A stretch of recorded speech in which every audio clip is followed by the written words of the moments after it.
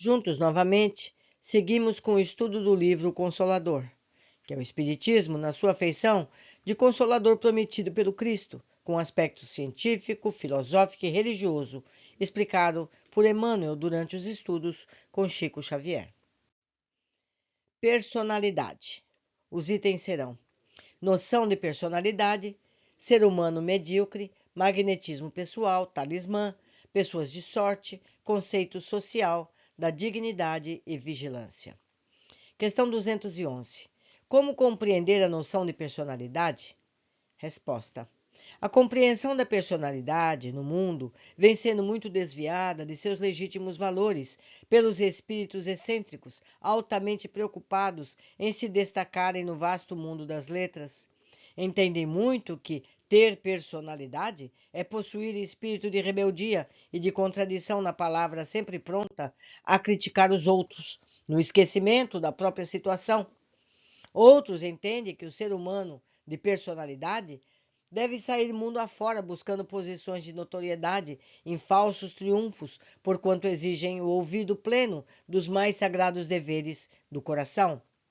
Poucos se lembram dos bens da humildade e da renúncia para a verdadeira edificação pessoal do ser humano, porque para a esfera da espiritualidade pura, a conquista da iluminação íntima vale tudo, considerando que todas as expressões da personalidade prejudicial e inquieta do ser humano terrestre passarão com o tempo, quando a morte implacável houver descerrado a visão real da criatura. Questão 212. O ser humano, sem grandes possibilidades intelectuais, é sempre uma pessoa medíocre? Resposta: o conceito de mediocridade modifica-se no plano de nossas conquistas universalistas, depois das transições da morte. Aí, no mundo, costumais entronizar o escritor que enganou o público, o político que ultrajou o direito, o capitalista que se enriqueceu sem escrúpulos de consciência, colocados na galeria dos seres humanos superiores, exaltando-lhes os méritos individuais com extravagância, louvanheiras, muito falaz em mediocridade, sem rebanho, sem rotina, em personalidade superior. Para nós, a virtude da resignação dos pais de família, criteriosos e abnegados, no extenso rebanho de atividades rotineiras da existência terrestre, não se compara em grandeza com os dotes de espírito do intelectual, que gesticula desesperado de uma tribuna, sem qualquer edificação séria, ou que emaranha em confusões palavrosas da esfera literária, sem a preocupação sincera de aprender com os exemplos da vida. O trabalhador que passa a vida inteira trabalhando ao sol, no amanho da terra, fabricando o pão saboroso da vida, tem mais valor para Deus que os artistas de inteligência viciada, que outra coisa não fazem senão perturbar a marcha divina nas suas leis.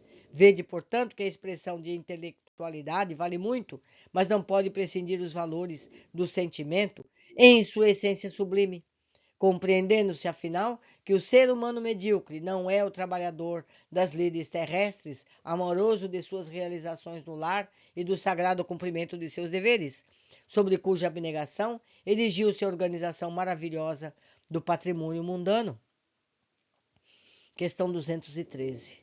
Devemos acalentar da preocupação de adquirir os elementos do chamado magnetismo pessoal? Resposta: essa preocupação é muito nobre, mas ninguém supõe a realizá-la tão só com a experiência da leitura de livros pertinentes ao assunto. Não são poucos os que buscam essa literatura, desejosos de fórmulas mágicas no caminho do menor esforço.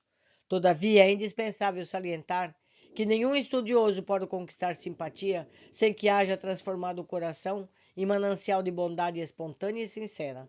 Na vida não basta saber, é imprescindível compreender. Os livros ensinam, mas só o esforço próprio aperfeiçoa a alma para a grande e abençoada compreensão. Esqueça a conquista fácil, a operação mecânica, injustificáveis nas edificações espirituais.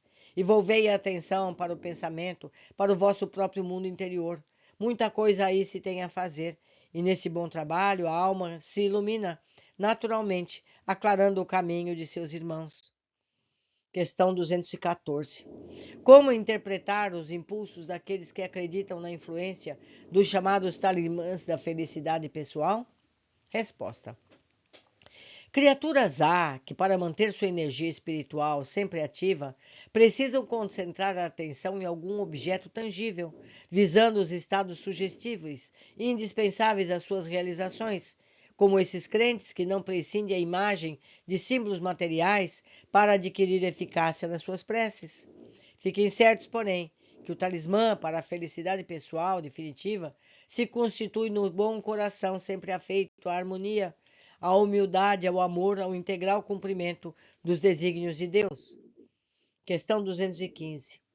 As chamadas pessoas de sorte são guiados pelos espíritos amigos? Resposta. Aquilo que convencionastes apelidar sorte representa uma situação natural no mapa de serviços do espírito reencarnado, sem que haja necessidade de admitires a intervenção do plano invisível na execução das experiências pessoais.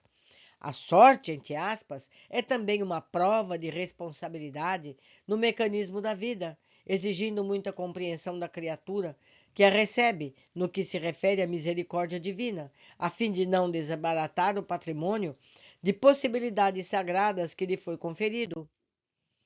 Questão 216. O amor próprio, o brio, o caráter, a honra são atitudes que a sociedade humana reclama da personalidade. Como proceder em tal caso quando os fados colidem com os nossos conhecimentos evangélicos? Resposta. O círculo social exige semelhantes atitudes da personalidade. Contudo, essa mesma sociedade ainda não soube entendê-las, senão pela pauta das suas convenções. Quando o amor próprio, o brio, o caráter e a honra deveriam ser traços do aperfeiçoamento espiritual e nunca demonstrações de egoísmo, de vaidade e orgulho, quais se manifestam comumente na Terra. Quando o ser humano se cristianizar, compreendendo essas posições morais no seu verdadeiro prisma, não mais se verificará qualquer colisão entre os acontecimentos da existência comum com os seus conhecimentos do Evangelho, porquanto o seu esforço será sempre o da cooperação sincera a favor do reerguimento e da elevação espiritual dos semelhantes. Questão 217. Qual o modo mais fácil de levar a efeito a vigilância pessoal para evitar a queda em tentações? Responde Emmanuel. A maneira mais simples é o de que cada um estabeleça um tribunal de autocrítica em consciência própria, procedendo para com os outros a mesma conduta de retidão que deseje da ação alheia para consigo próprio. É como Jesus ensinou, meus amigos, fazer aos outros o que queremos que façam com nós mesmos, não é?